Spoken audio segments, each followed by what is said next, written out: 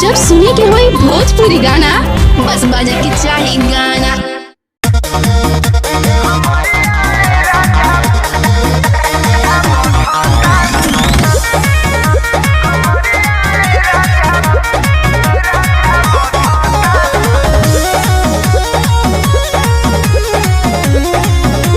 तू तो पूरा लगवला जोर हो, रहे देहिया हमार कमजोर हो।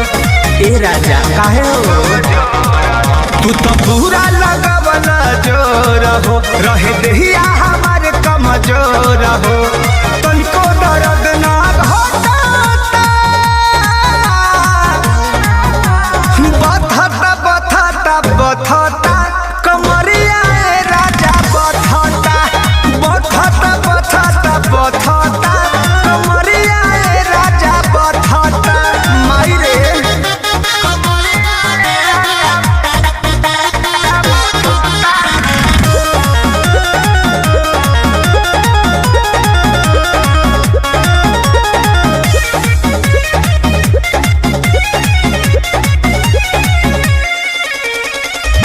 मिलता आराम नाही कवनो पलंग से हो, कवनो पलंग से।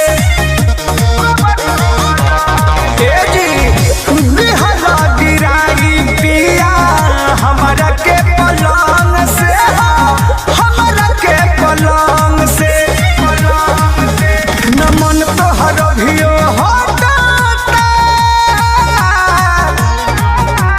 बथता बथता बथता कमरिया ए पिया बथता, बथता बथता बथता कमरिया ए पिया बथता।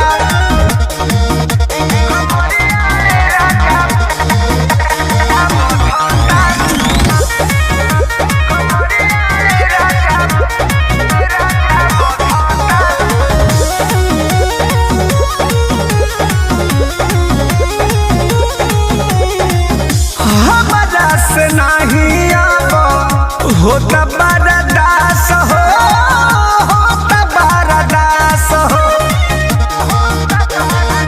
ए का जानी कैलो का प्रमोद पंकज पराकाश हो, पंकज पराकाश हो। छूटे पसना देह सटाता, बथता बथता बथता कमरिया ए राजा बथता, बथता बथता बथता कमरिया ए पिया बथता। कहाँ जाई रे? तनिको दर्द ना होता, बथता बथता बथता